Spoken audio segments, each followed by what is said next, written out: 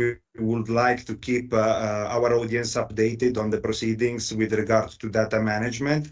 We know that is a big thing right now in any business, and particularly we will focus during this session about the oil and gas business. So I will just introduce you right now what is the work of our association. Myself, I'm the communication lead, and I am a young mechanical engineer from the oil and gas industry, currently broadcasting this event from the Colorado School of Mines, the first mining school in the world. And I am really proud of being part of this association that was founded in 1951. So it has very big historical roots in Europe, and it's well interconnected within the business. Especially in the oil and gas business. So it is a non-profit association made up of geoscientists and engineers that promote the development, innovation, and advancement in geosciences and related engineering matters.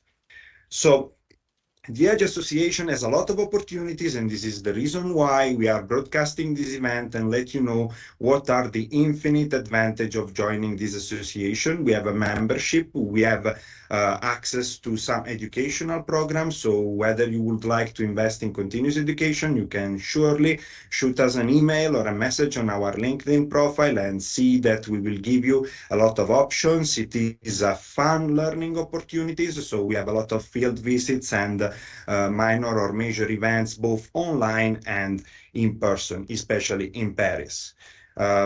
This year, in 2024, there will be the IAGE annual 85th conference and exhibition in Oslo, Norway.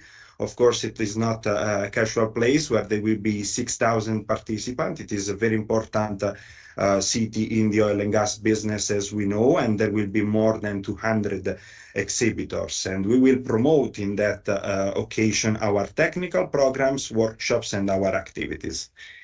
The fourth IAGE Global Energy Transition Conference and Exhibition will take place between the 14th and the 17th of November in 2023 in Paris, where our local chapter is located.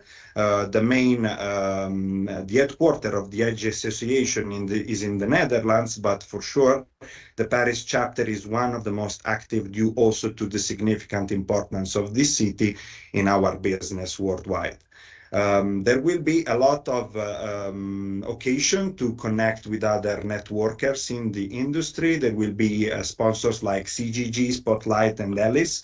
And the topics will be the uses of subsurface for energy transition, the synergies between different uses of the subsurface, which is for sure something that our association has high expertise in, and the interactions between energy transition with regard to the society in the environment and their interactions. There are also further new topics like georesources in the future and, as I said, our educational opportunities. So don't miss the date, Thursday the 16th November, 10:45 to 11 Central Eastern Time at the GET 2023. We will have our meet and greet. Here is our board. You can see our president, Laura Mozga, which is from Latvia. Currently, she's having happily a baby and she's busy, but following up our association with, I'm sure, a lot of happiness due to this good news in her life. Emilio Darriba from Venezuela, the vice president, the treasurer, Guillem Inin, and the student universities and relation lead, Elias and Makwakua, respectively from France and Mozambique. So you can see we are a really diversified association with a lot of different cultural contribution. We have the events lead, Ayet Serradi, myself as communication lead, the company relations lead, Soraya Bornas, the secretary, Pedram Masoudi, and we are open and inviting anyone to shoot us an email as a volunteer, as operational member within our association. Currently, Amira Razananira and Lydia Warli are joining our activities as well. Just to let you know, for example, what is a typical timeline of events that we've been covering in 2023, we have, of course, a broad range of activities and educational initiatives that do not only regard engineering and geosciences. We do have activities that regard, for example, diversity in the workplace that need to be updated with the current market condition. Artificial intelligence applied to seismic interpretation. It is an event that took place in April 2023 to provide an understanding of the subsurface. New technology for CCUS. We will soon have a CCUS webinar, carbon capture, use and storage, which is for sure the most updated technology that we are relying upon in facing the global warming challenges. We would like to keep the oil and gas industry competitive and at the same time demonstrate that this industry is environmentally friendly and can contribute and actually is a major driver for the energy transition as well. I do remind everyone that you cannot build windmills and you cannot build electric vehicles without the use of petroleum and gas. Another event that took place in May 2023 was Saving the Plan 1 megawatt at a time, and the geothermal energy event that we had in person in June 2023 at SLB Technology, which was very interesting, especially when looking at their assets over there. Let me introduce briefly the activities of IAGE local chapter Germany. We are promoting their activities, and I leave the floor momentarily to Hans Kircher. Yeah, thank you very much. Can you hear me? Yes, absolutely. Go ahead. Yeah, thank you very much for letting us join the event. Yeah, I'm representing here the German chapter. I'm the president over there. And yeah, we are a quite young chapter. Currently, we have a couple of registered members and followers on LinkedIn. There's several ways you can reach out to us, like as displayed here. And this are our board members. And I think there should be some thing showing our next event, but in November, I think it's not visible. But anyway, we will have an event in November, I think 18th, where also the Paris chapter will join. So we're looking forward to that. And yeah, we're looking also forward to collaboration with the Paris chapter. And yeah, I hope we have a lot of fun today. And we surely keep an eye on career opportunities. So it is our aim to provide the people that join our activities and follow our events on tips on how to in turn improve their professional life while having fun. And at the same time, of course, whenever something is brought to the professional life, you can pour that in your personal life. So the next webinar that will be held by IAGE, the German chapter, will be Navigating Career Challenges and Opportunities of the Energy Transition on the 19th of October, 10 Central Eastern Time. Keep calm and save the date as well. So we go briefly through our agenda. As you can see, we did some remarks about our amazing association. Now I will soon leave the floor to James Crompton from the Colorado School of Mines. He will introduce his presentation, Is Data the New Oil? Meaning that we know that the Rockefeller era has been surely dominated by the importance of oil. And nowadays we will say that on a geoeconomic perspective and macroeconomic perspective, data is surely playing a big role. The second session will be held by Zahid Hamidi Abdul Hamid from Iraya Energies, and he will focus on data-oriented hybrid career paths. So how can digitalization improve our careers and make such that we will improve our competitiveness on the job market? We will follow up with the Q&A session and the closing remarks and conclusion. Let me introduce proudly James Crompton, a person that spent more than 14 years in Chevron. He is currently retired. He's an amazing person to work with, always watching upon his pupils. I had the pleasure to work with him at the Payne Institute for Public Policy with regard to the implementation of rulemaking on methane gas emission. He is, of course, a lot of things. He is a faculty research fellow. He's an associate professor at the Petroleum Engineering Department. He joined SPE activities, Society of Petroleum Engineers, and has been director of Reflections Data Consulting LLC. Zahid is a person that I also was glad to share a lot of fun and educational times together with.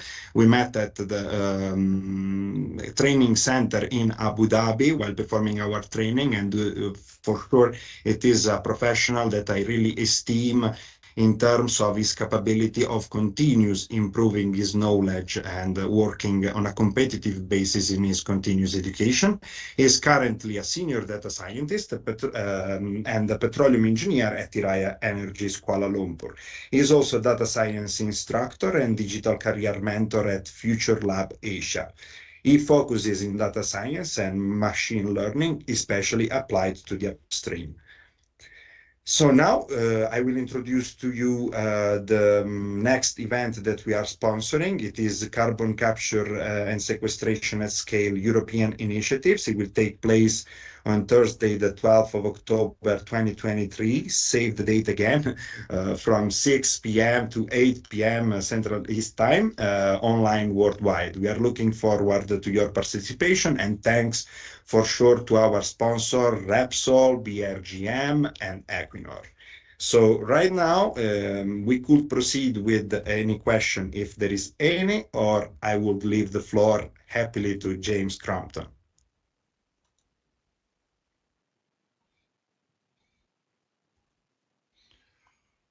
Can you hear me, and can you see my slides? Yes, we can. Okay, well, I want to thank you, Pierluigi, and the EAGE for this opportunity to talk just for a little while on the kind of the impact of big data. And you can, there's a lot of interesting different perspectives on what actually big data means in the oil and gas industry, but we'll kind of leave that, to your imagination for a moment.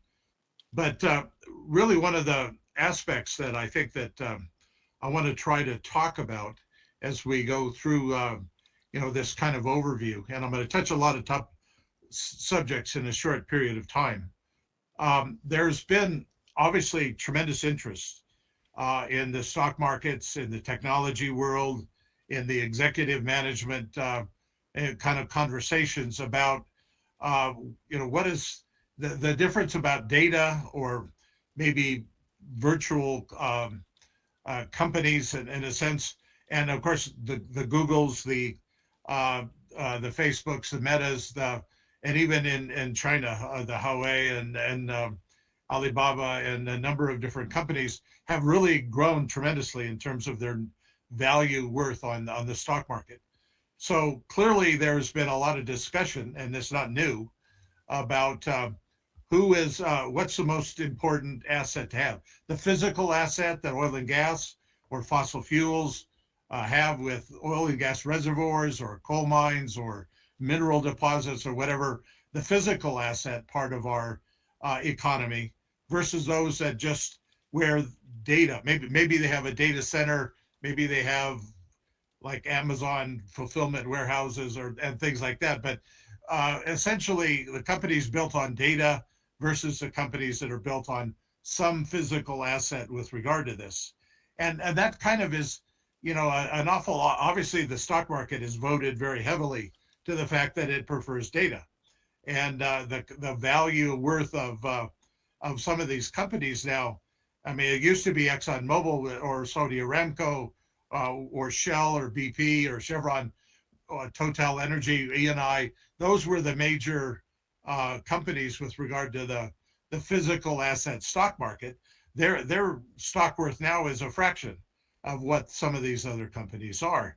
So we need to really take a look at what does the world value? Is it a data-centric economy, or is it a physical asset centric economy?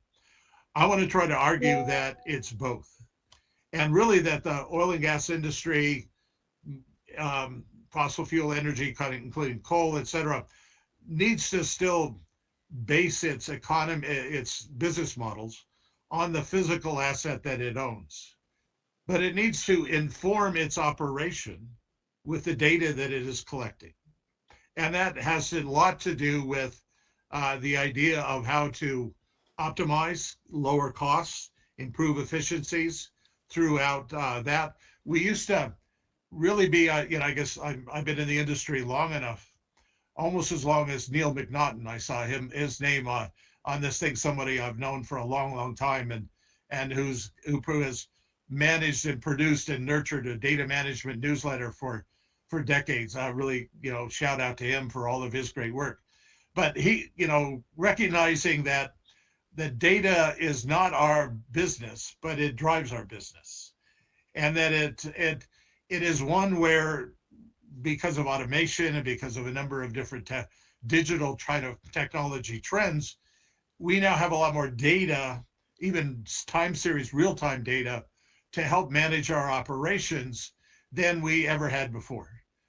When I started, finding data was something searching through a corporate well file room somewhere. And it was a lot of data that you wanted was missing. So that my seismic interpretation, I'm a geophysicist by background, it really was an art rather than a science. And it really, was up to my imagination how I contoured a map with regard to trying to present a prospect for drilling.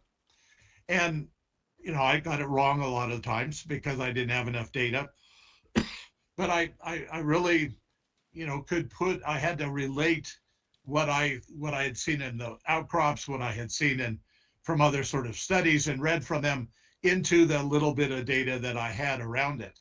Well, today it's a lot different. There is a lot more data around to use. And my problem was I didn't have enough data, and I was trying to find a little bit to complement my interpretation. Now there's so much data around. How can I find the data and be able to incorporate it into my interpretation? I always thought that geophysicists were the first data scientists in oil and gas because of seismic data and because of the emphasis on high performance computing in data centers in order to use our computational fluid dynamics processes on reservoir characterization, et cetera. But it's clearly grown a lot more than that. And drillers and production engineers, as long as the reservoir engineers, I mean, everybody's a data analyst right now. I don't care if you're in the land department, if you're in the compliance department, if you're in the economics, supply chain, whatever it is, you now have a lot of data, and that is, so, and everybody has to be able to learn how to use that data to improve their business processes. But another thing that has really dramatically changed, and that's kind of the theme of my presentation this evening, is the fact that most of these innovations have really come from outside oil and gas. And oil and gas, fossil fuels, is now challenged to adapt rather than invent. Back 30, 40, 50 years ago, we invented the technology that we use in the compute center, in the field, in terms of the instruments. It was the research laboratories of major international oil companies, major international service companies, even universities, that really invented the technology that we use. I remember at Chevron, someone invented a color printer. So why would we go to something like a computer peripheral just to invent for our industry? And it's mostly because we were ahead in digital. But over the last several decades, and this is not breaking news, there's been a series of very major trends. And here I've listed 8 of them. And there are more. This is not a comprehensive list. But it's really now that most of this development in technology has happened outside of our industry. So we're now, instead of leading, we're trying to catch up. And we're trying to adopt in the right places for our industry. And the goal isn't to adopt everything, right? I don't think social media is really that important on developing a reservoir. It may be a decent thing to build networks, et cetera, but we really now are trying to figure out how to adapt these digital trends. So the digital oil field is now adopted from many other industries, be it Silicon Valley based industries or whatever, we are now trying to figure out what are the right things to adopt and how to adopt them at scale. We're pretty good at adopting them on a pilot basis, but a whole corporation or a whole industry adopting these things at scale is a challenge, mostly because we still have a lot of legacy assets. I've talked about the rise of the digital-only firms. And so the second trend I want to go on to is one of automation and digitization. Well, if you look at your cell phone, and if your cell phone is like mine and it's 4 or 5 years old, you can tell I'm a digital dinosaur, because you can change your cell phone, your smartphone every year. And if you don't, obviously, Apple and other company and are kind of unhappy with you as a consumer behavior, because they want you to have this very fast product cycle turnover. Well, if I look at a field automation system, a SCADA system, we buy those things for 20 years, not for 6 months. So we have an awful lot of legacy technology within our infrastructure, and some of it provides data limitations to us. It certainly provides data and digitization limitations, constraints on what kind of solutions we can put together. But if I really want to just, kind of talk about the issue of data management, of data, the technology change is a bright, shiny new thing, right? It is the thing that everybody focuses on because it's cool and it's new, and that you make more friends at the cocktail party if you talk about the new technology you're using rather than the data cleaning project that you just did. So I've used this slide over and over again for years because it's from a consultant, Martin Hayes, but it really kind of rings true. I mean, if we look into this data, where we talk about big data, and whether we talk about data volumes, data varieties, data velocities, data veracity, however many V's you want to put in the big data formula, you're always going to face a change of that data is never clean. And you're going to spend most of your time looking for and cleaning and prepping data, even though that's not the part you brag to your friends about, because it's still there. And my definition of big data is more data than your tool can handle. I think we've broken Excel a long time ago, even though Microsoft keeps trying to give us more ability to put data in a spreadsheet. But we've, there's always more and more and more data. And so all of these things always seems to be true, whether you're talking about megabytes or gigabytes or exabytes or, whatever volume, kind of thing you want to try to talk about. And, despite the real interest in advanced artificial intelligence and machine learning and all the rest of this, most of the problems you have won't need some of those advanced analytic techniques. Now, for some of them, they are very, very groundbreaking and great new insight, but linear regression still solves most of our problems. So we don't want to tend to over science on a lot of things we have and under focus on the data that we have. So big data isn't the problem, it isn't the goal, it isn't the product for oil and gas. It's a tool. It's a really cool tool. It's a better tool than a lot of us have had in the past with we look at these things. But the problem is producing more oil and gas from a reservoir. It is reducing greenhouse gas emissions from a production line. It is trying to figure out how to reduce flaring. It is drilling the optimum number of wells. It is figuring out the right completion technology.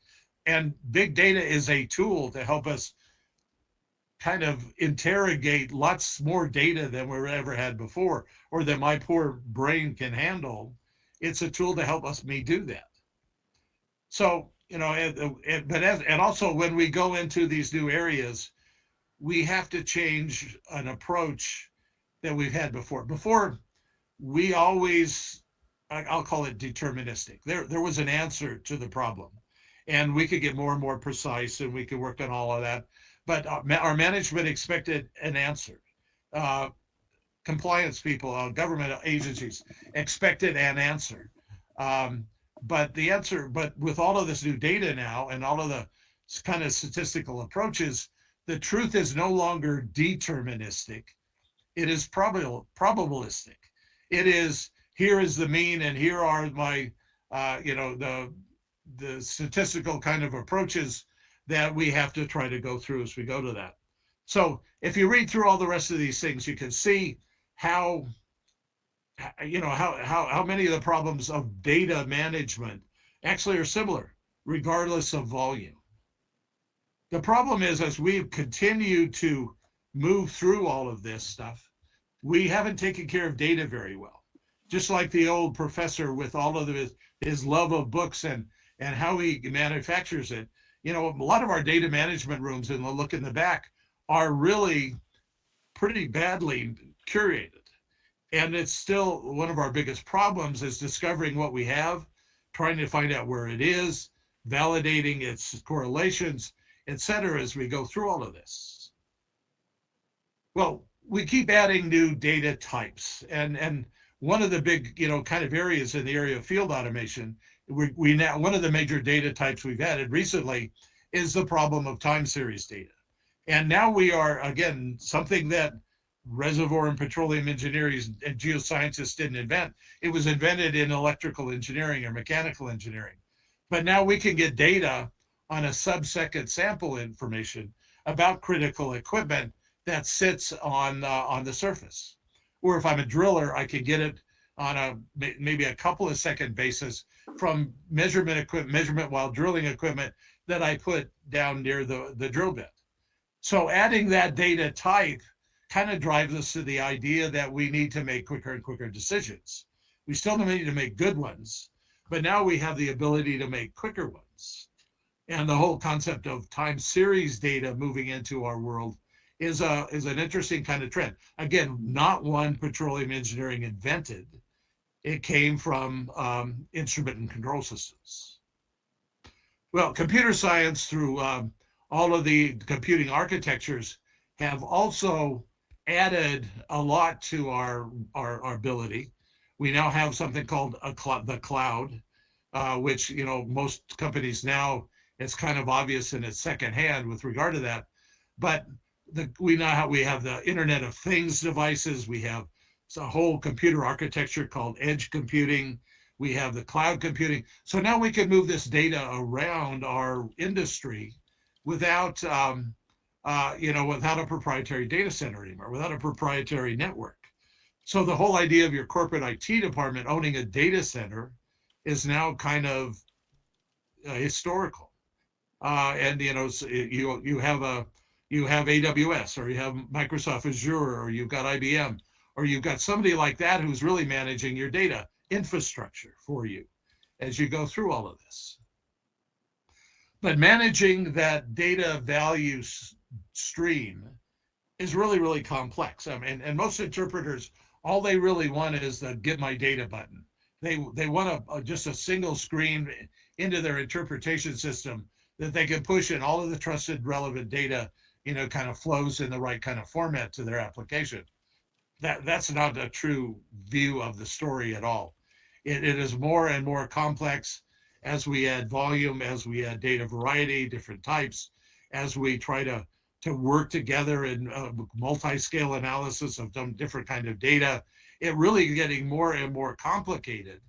But what we would like to see from our interpretive use is it gets simpler, and it's going in the opposite direction. And in the end here, we are really trying, and now the whole world is about analytics. But really, I think the whole problem here is data storytelling. And there's different ways to tell data storytelling. You can tell stories about data, from data profiling, data discovery, all about data quality, all about standards, trusted data. That's one story we need to tell. And then the other, what are the behaviors that we can infer about our production systems, or our reservoir characterization, or our drilling path from the analytics that we're trying to have. So that's trying to determine meaning in the context of some kind of business problem. Well, we think standards are easy, right? Well, I've worked with an organization out of Calgary, Canada, Alberta, Canada, of trying to define standards of an organization. And you would think something like what is a well would be one of the most simple agreed upon industry pieces of vocabulary that all of us would ever have. Well, the whole concept of what is a well is about an 80-page brochure document about all the different kinds of wells we drill. And I will get into that kind of a topic, but just a simple thing of what is a well is not a well understood thing. We talk about all the different languages we have as humans. We have technical languages that we have as disciplines within our industry that cause a lot of confusion as well. Well, and again, the whole concept of data quality, it seems like that is easy. Of what is data quality? Well, it's data that's right. Well, does right mean accuracy? Does right mean completeness? Does right mean timeliness? Does it mean uniqueness? What do we mean by data quality? And now all of a sudden I've taken another very simple term and I made it really complex for you. So I'm not making your day, your evening easier. I'm complicating it a lot. Well, again, the computer science role Try to make it smooth, James, please, because the time is running up. I know you like to talk a lot and you're a good source of information, but keep in mind the time, please. Absolutely. And you will have all of these, you do have all of these sort of slides. But we have new computer architectures about how to manage data. We've gone from data warehouses to a whole bunch of, to now the thing called data platforms. And the emphasis is on workflows, not the data. And so we're trying to put all of this stuff so that we can work through the data in a work process kind of perspective. And adding analytics just adds more complexity behind the scenes. Well, let me kind of just go to the end here. We now have such sophisticated technologies that we now look at some of these tools not as a tool, but as a coworker. And now a lot of people are thinking about, could it do my job for me? And all of a sudden we're starting to worry about the roles of artificial intelligence or generative AI or all these other different things of what happens if it becomes equal to the human interpreter. But in conclusion, it really, the first thing first is understanding the business problem, not technology, not the data. You figure out the business, you figure out what's relevant data, you figure out the relevant technology, you put it in a workflow, and all of a sudden life's easy. But doing all of that is not very simple. Thank you, Pierluigi. Yes, it is surely a lot of work. Thank you to yourself, James. You are always amazing. And it is worth noticing that data is fundamental in managing assets also for the sake of the environment. Optimization through data-driven systems is nowadays the key to reduce CO2 emissions and also to decrease industrial production density, meaning that 50 years ago, we needed, for example, a machine to take some pictures, a machine to write. Now we can do everything just with the phone. So we produce way less, and this is where data plays a big role as well. And after this, I would like to leave the floor to Zahid. All right, thank you, Pierre. Let me share my screen. All right. Good evening, good morning, good afternoon from all people from all the continents that are present at the moment. Thank you so much, local chapter EAGE Paris, for the invitation.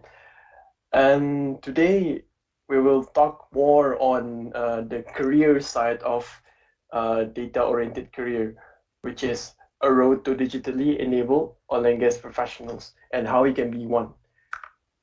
Okay. So, yes, thank you, Zahid, for being awake at almost 1 a.m. from Kuala Lumpur, by the way. No problem. All right. So let's make it short. Let's make it a simple layman that is easier to understand so that no more jargon, so everyone could understand this. So everything about data in general. So first, what we will talk about today is big data. How big is big data and why big data is a big thing. It's a thing now. And how can we leverage this as our part of our data career? And how can you be one of these digitally enable people.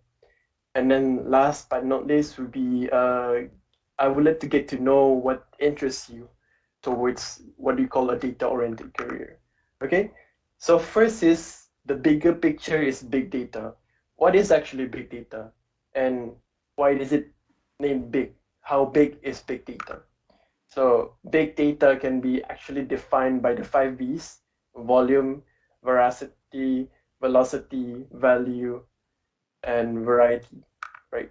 So it is as simple as that. Volume meaning to say it's humongous, it's big.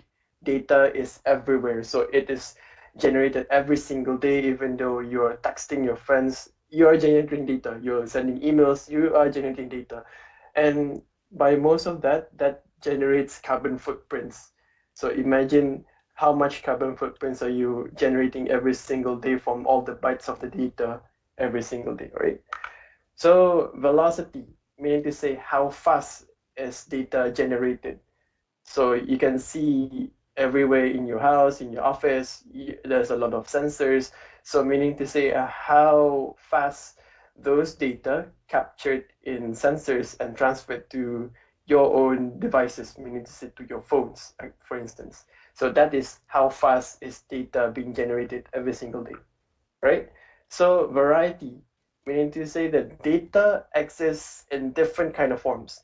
So just to note that 90% of data are unstructured, meaning to say that unstructured, they have no forms, they are in uh, PDF values, images, text files, PowerPoints, every single forms that are no schema, I would say.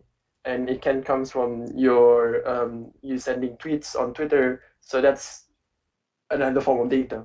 So text data is considered also data. So that's a lot of variety of data. So you can see how complex is big data actually is and how to manage each and every of the data types, right? So values, as I mentioned, 80 to 90% data generated is unstructured. So you can see the value here to actually find an added value from this unstructured data. So unstructured data is one part of what you call people are trying to monetize from this unstructured data, getting out those added values from this data, right? So veracity, as I would say in a layman term, is a variety nature of data. So you can explain it by quality, consistency, accuracy, and completeness of data. Bear in mind that the reality and the raw form of data, they are incomplete. There are a lot of missing values, meaning to say that let's say, for instance, census data, we have empty missing values of data, outliers, and the data are inconsistent, and the quality itself, some are good, some are bad. So these are the variety natures of data that you should bear in mind. Okay, so another big question is why? Why big data is a thing now? Why everyone is talking about it, and why a lot of industries are leveraging their assets, of leveraging their investments towards this big data, right? So you can see this one. This is what you call a hype cycle of artificial intelligence this year actually. So what this hype cycle does is you can see the y-axis is the expectations versus time. You can imagine this as the movement of technology, how technology moved to one phase to another. All right.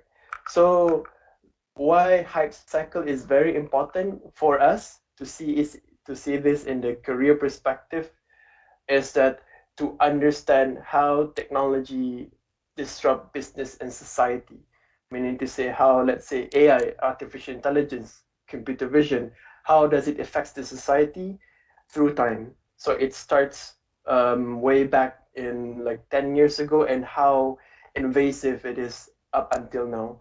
And this is to also promote competitive distinctiveness. So different business have different business models, and they need to keep up with the updated technologies at the moment. So that is how businesses remain competitive.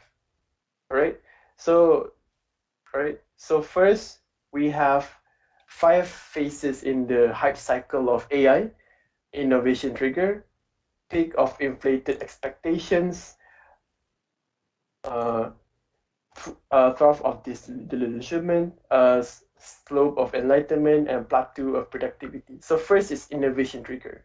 This is usually when a technology starts to boom. It starts to in the phase of proof of concept testing. Then we have peak of inflated expectations, where those proof of concept technology starts to making revenues, meaning to say they start to be accepted in the public. People are more and more venturing on that specific technology, such as you can see generative AI. So you have heard of ChatGPT, large language model. So it's now in the peak of inflated expectations. It is now kept on improving. A lot of companies are implementing it in-house, and also the ChatGPT itself, the model is upgraded. I think the latest one is GPT-4. So that's how powerful is generative AI at the moment. So next is trough of disillusionment, meaning to say that some, but not all technology will face this phase, meaning to say it will face failure, it will face corporate sues. So meaning to say that, let's say ChatGPT was sued because of it cannot actually prove to a point of where does the data comes from, trackability. So that's one of it. And then meaning to say some technologies will, I would say, a downfall actually. Next is slope of enlightenment. After those downfall, they will bring a plateau phase where more maturity in investment and revenue growth for those technologies. And last is plateau of productivity. So plateau of productivity is like most of the technologies has been accepted in the public, meaning to say we are using it every single day. So that's how they accepted. How much is the acceptance in the public? All right. So data careers general overview. I think this is the pinnacle of the presentation. So you would like to know, you as an engineer, you as a healthcare provider, as a manufacturing engineer, how can you be digitally enabled? And I think that regardless of your background, everyone can do this, because this data resources are everywhere online, and then you can actually get it flexibly. So I think you ever heard of all of this types of data careers: data scientists, data engineers, data analysts, ML engineers, and what are the difference between them? And some companies do call this, they have data scientists, data engineers, data analysts, and ML engineers consolidated together, and they call it data architect.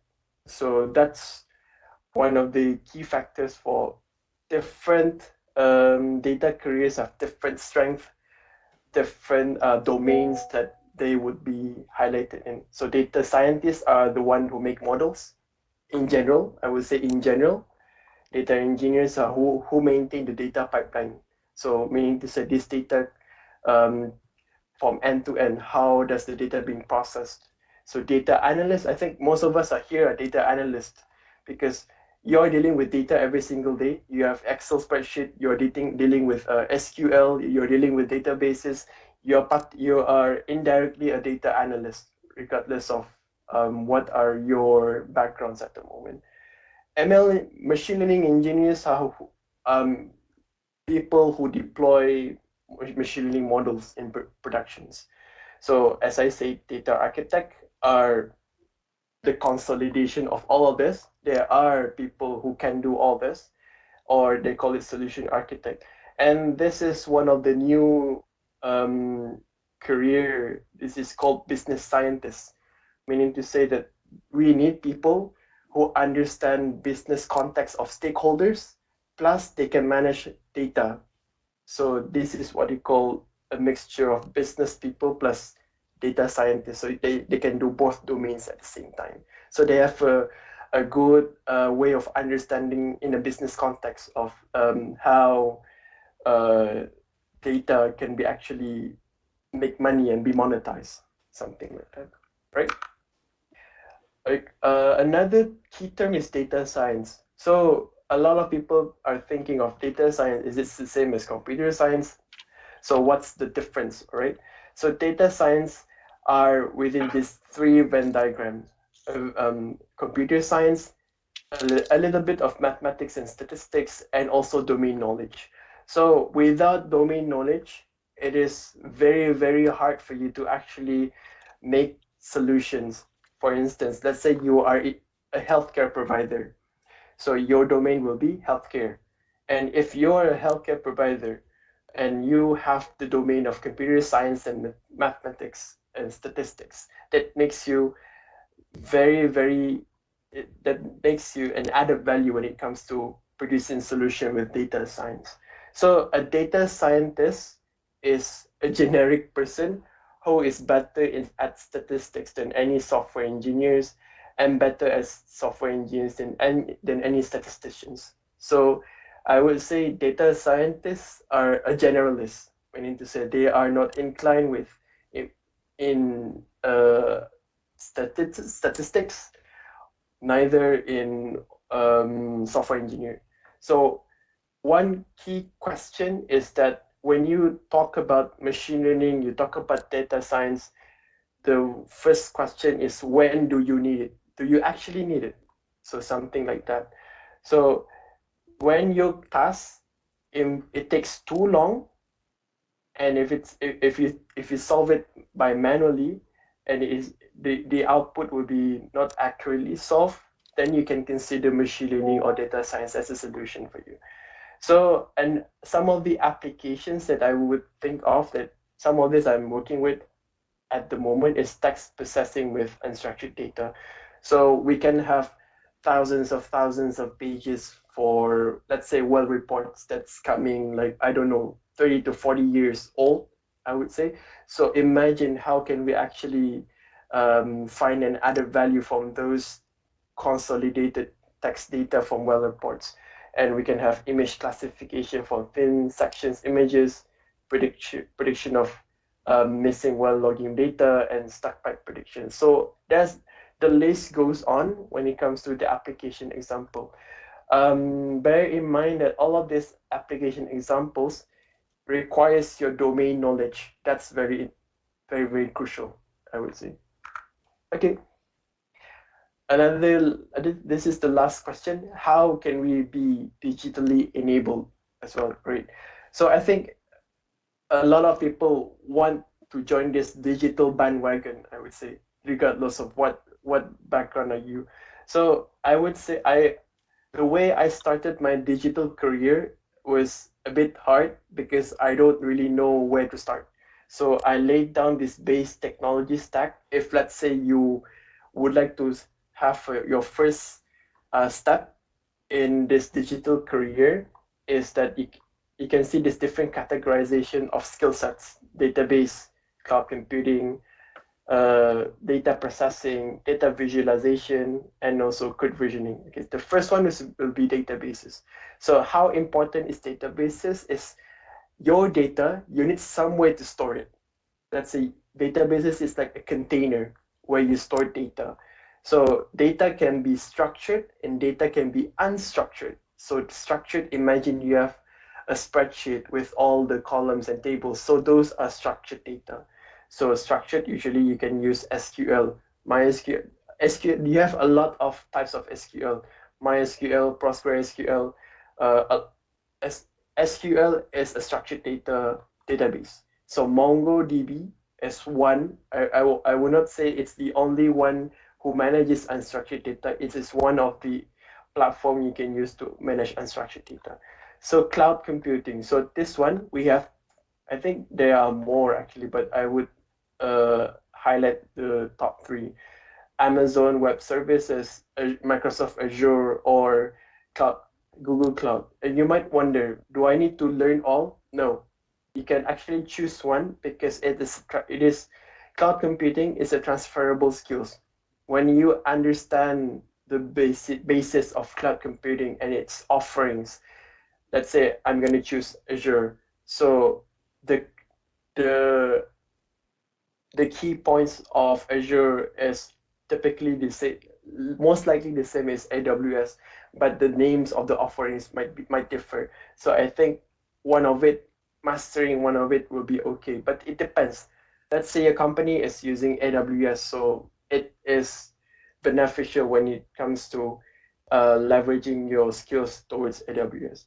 So data processing and statistical analysis. I think Excel, most of you are and were or will be using it eventually in any point of your life. And I would say Python. Python is a programming language that is easier to understand because it is close to the context of us as humans speaking rather than other languages, which is very hard. Personally, I love using Python compared to other languages. And you have R. R language is a statistical language whereby it is mostly used for statistics or machine learning. So when you are dealing with machine learning, you might want to use Python and R. Data visualization is so important. It is how can you tell a story towards your data, right? So you can have W or Power BI. So last but not least is code versioning, control, and scripting. When you're doing data science or doing machine learning, you will eventually code. So you need a platform to code and to also code version, meaning to say that let's say today you're writing a code, tomorrow you're writing another code and it doesn't work. So you would like to revert back to the older version of the code that you coded yesterday. So that's the function of GitHub. And if Jupyter and Visual Studio Code, a place for you to code actually.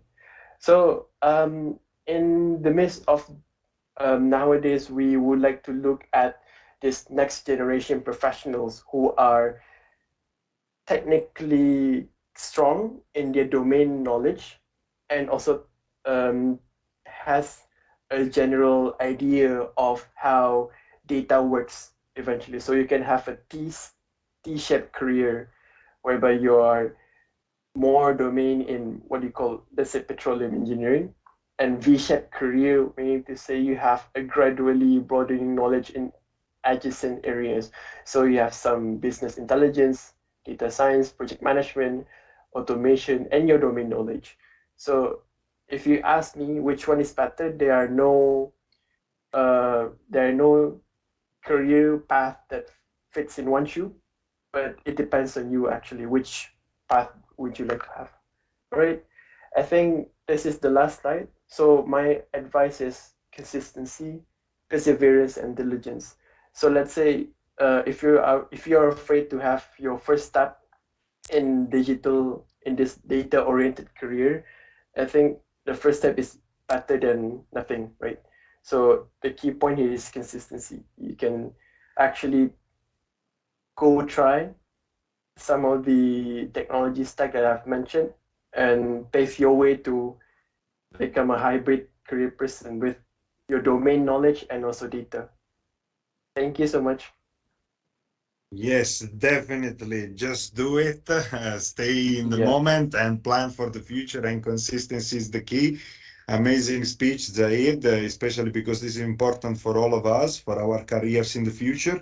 And I would say also that, as you mentioned, for example, in the case of stack pipe prevention, the application of data-driven systems is also beneficial to the safety of the employees, and this is set to increase the safety of wellhead sites and whatever processing facility in the business as well.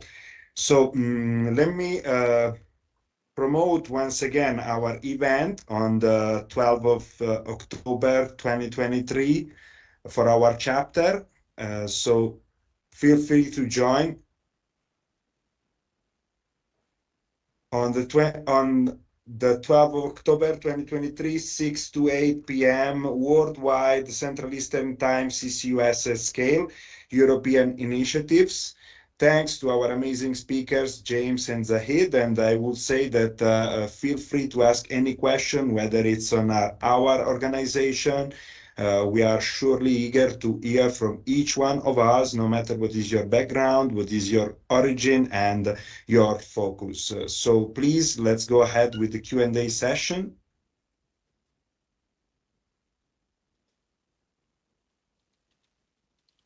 Any question?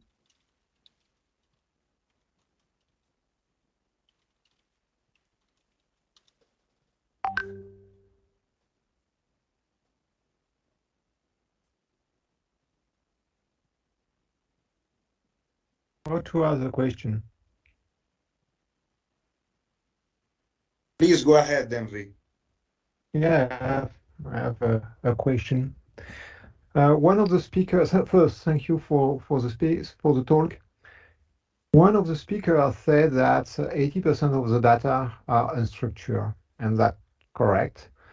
And therefore, the data management job has frequently to elaborate some processes to go from unstructured to structure, to go from documents to database, and then data analysts were able to do some interpretation. But today, with the progress of the LLM, it's possible to go directly link the data analysis and the documents. So how the job of a data manager will change with the development of the large language model? Hello, Henry. Yep. Okay, thank you for the question. That's a very good question. So at the moment, LLM is booming at the moment, right? So, and then you can say that we can cut through the analysis and also data extraction directly from unstructured to structured directly without a hassle. But one thing that we should also note that one thing that machines can't do is be human, right? So in managing unstructured data to structured data with LLM, a large language model, there are some key points that we should note. That another one is the data trackability. We need to say that we would like to need to know where are the source of data it's coming from. Let's say LLM it is trained on a generic data sets from very large data sets. So we would like to know how, in terms of data governance, in terms of data trackability, is the data reliable? I mean, sometimes large language model is suspected to have hallucination, was what we said. Sometimes the data it does not exist, but it tries to tell you that the data exists. It tries to crunch data and lives in an output or something else like that.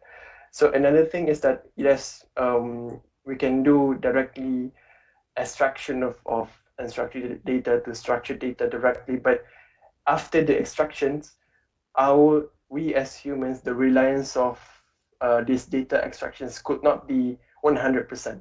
Yes, it can be 70%, 80%, but as I mentioned, machines can't be human. So we need through the data pipeline, what we need in between is human quality check.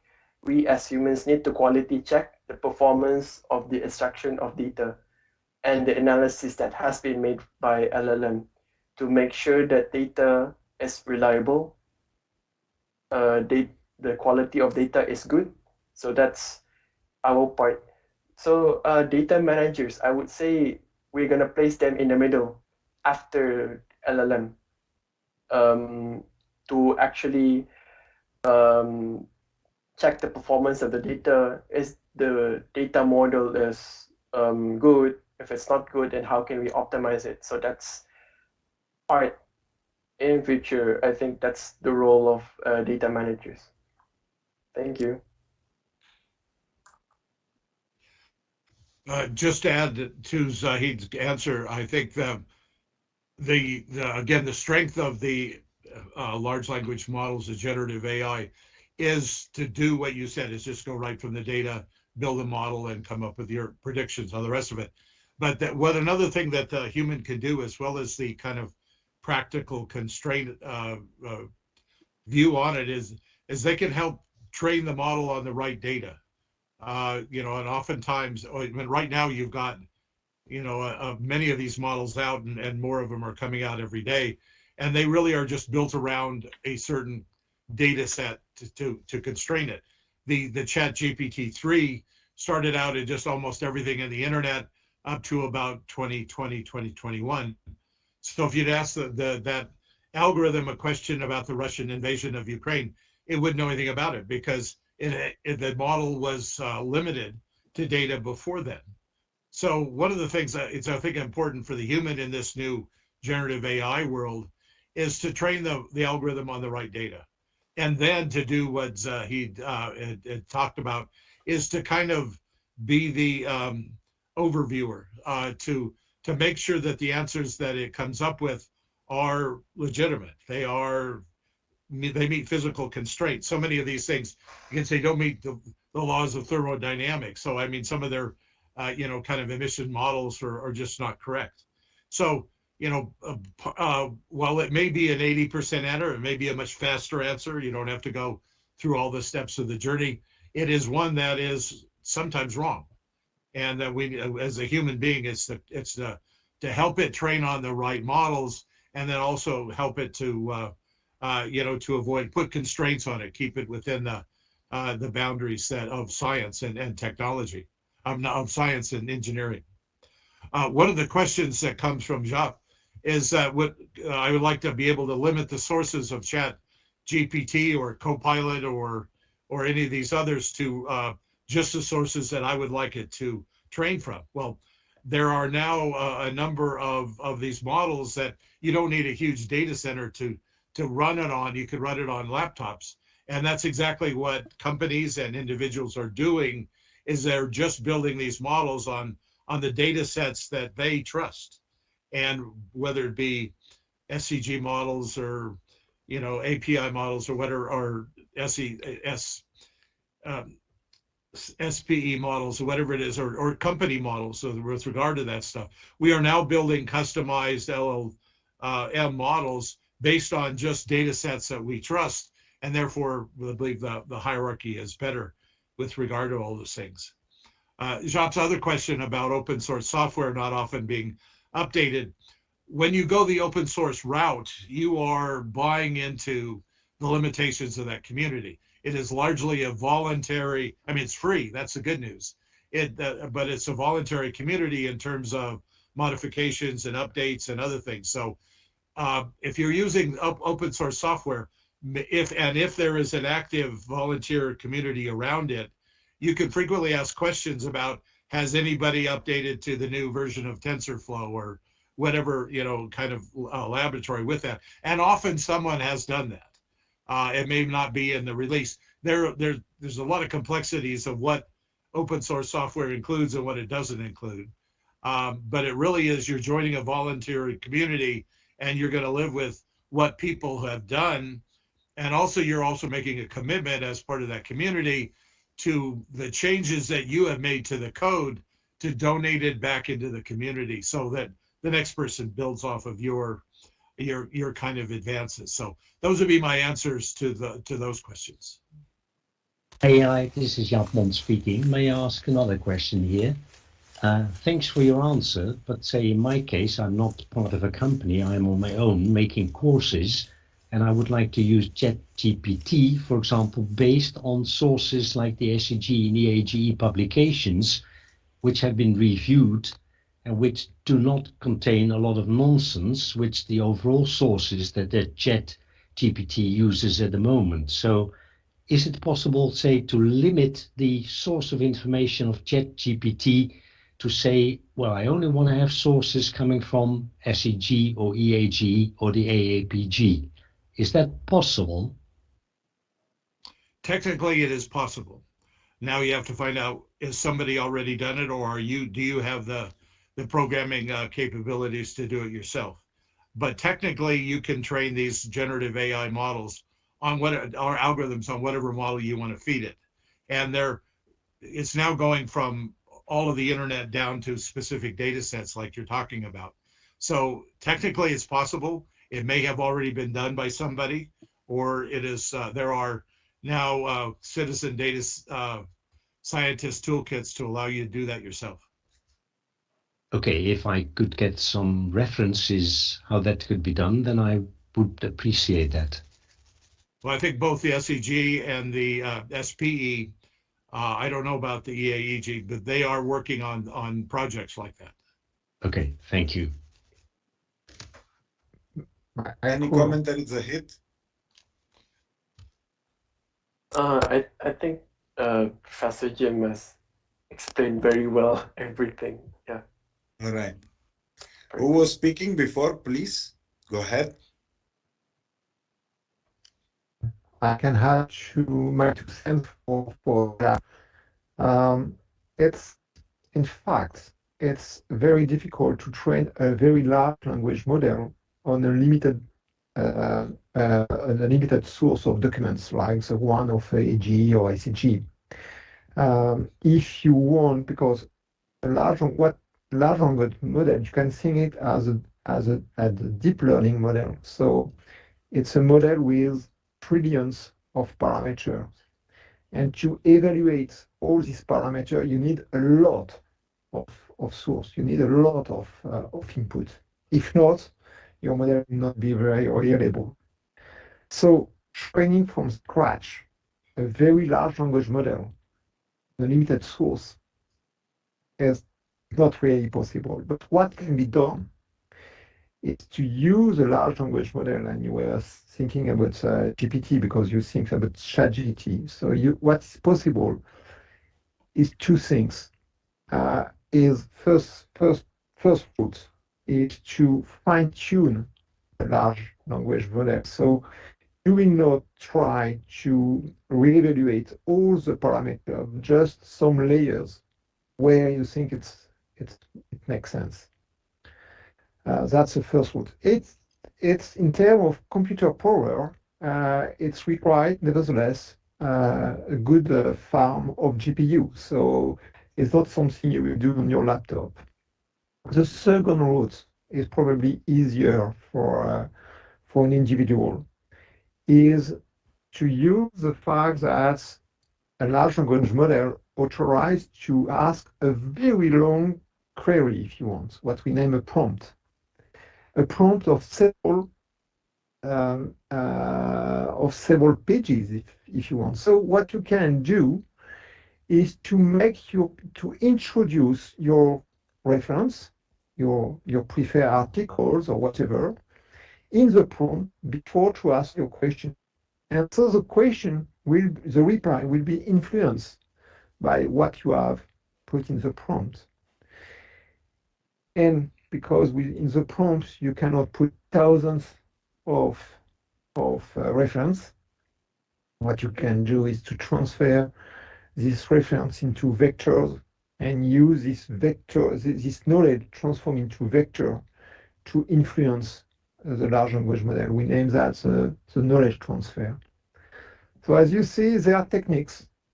For the time being, I have not seen a lot of initiative in the subsurface domain to fine-tune, to mutualize the effort of fine-tuning large language model on a reliable geoscience source. But this topic will be discussed next Monday. Monday is October 2nd, in a seminar organized by the NPD in Norway. NPD is for Norwegian Petroleum Directorate, something like that. So it's an event organized by FORCE, FOECE, and they will be, I know that the NPD is trying to federate some effort to generate this kind of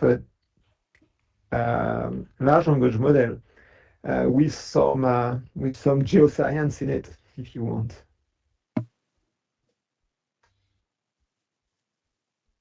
We have a 10-minute slot more for question. Please go ahead, everyone.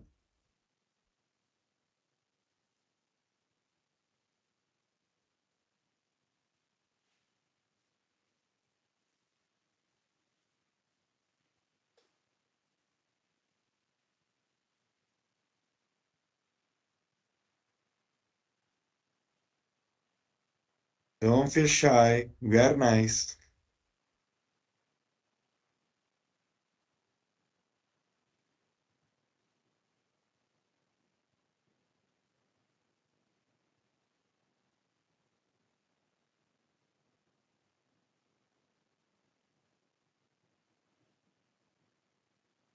All right, so I think if there is no more question, we could end this session here. Thank you very much for the nice inputs from Zahid and James, and thank you for all your questions. And see you next time at the CCUS virtual event of IAGE